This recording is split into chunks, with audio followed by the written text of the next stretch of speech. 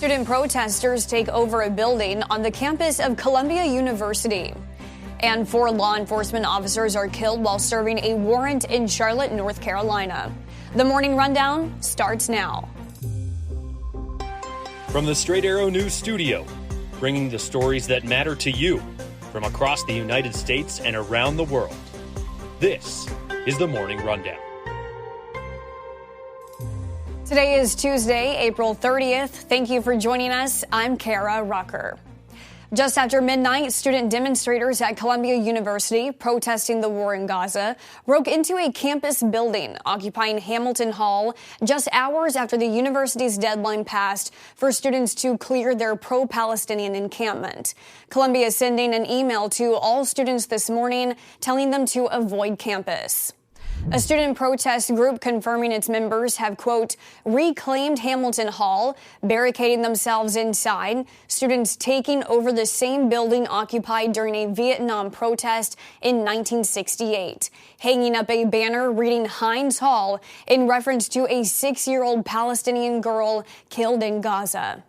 Images from the scene show the maintenance crew confronting the protesters inside the building and students forming a human chain blocking the entrance.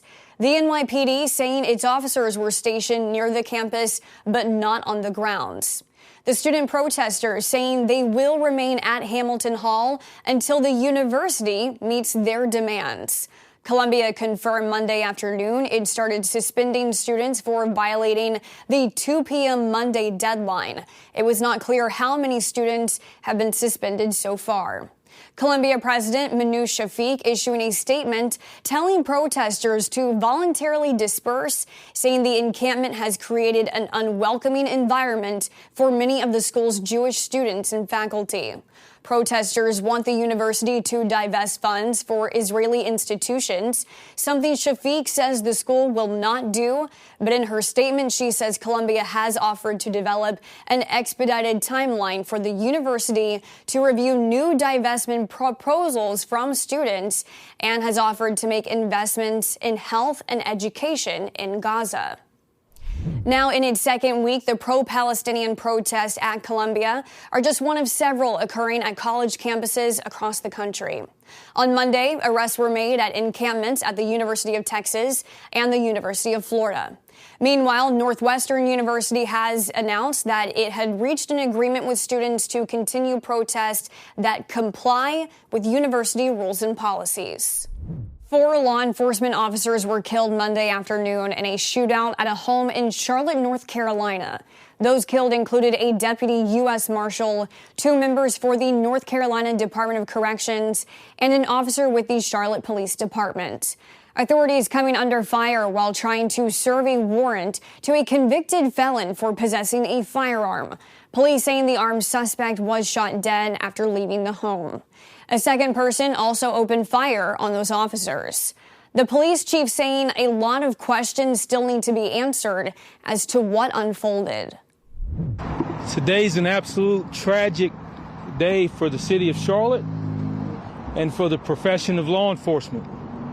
Today we lost some heroes that are out to just simply trying to keep our community safe. After the 3-hour standoff came to an end, a woman and a 17-year-old male were found inside the home and taken in for questioning. 3 Charlotte police officers and a member of the Marshal Service Fugitive Task Force were also wounded in the incident.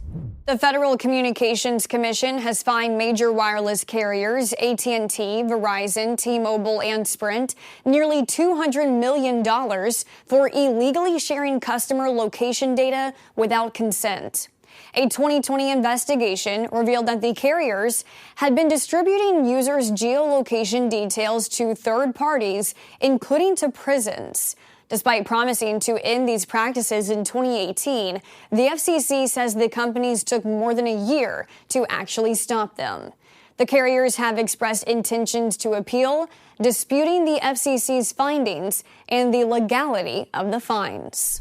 By 2029, almost all new passenger cars and trucks sold in the U.S. must be equipped with automatic emergency braking systems, the National Highway Traffic Safety Administration announced on Monday.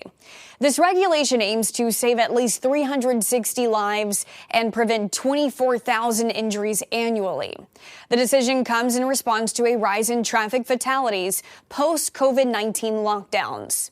The new rule also sets performance standards for these systems, requiring them to detect pedestrians in both daylight and at night, and function effectively at speeds up to 90 miles per hour. Some smaller manufacturers have until September 2030 to comply. With talks of a merger gaining traction, media giant Paramount has announced Bob Bakish is stepping down as the company's CEO. In his absence, 3 Paramount executives will form a committee called the Office of the CEO to now lead the company, consisting of the presidents of CBS, Paramount Media Networks, and Paramount Pictures.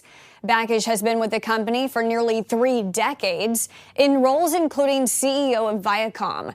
He will remain with Paramount until October, working as a senior advisor. According to CNBC, Skydance Media has extended a final offer to Paramount about a potential merger agreement.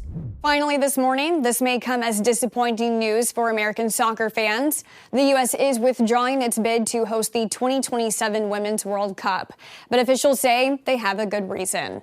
U.S. Soccer announced Monday the end of their joint bid with the Mexican Football Federation to host the 2027 soccer tournament, despite being one of 3 finalists, as FIFA's decision is just weeks away.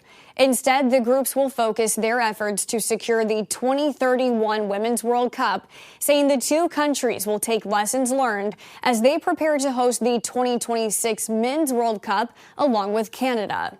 In addition, the U.S. will also host the 2028 Summer Olympics in Los Angeles.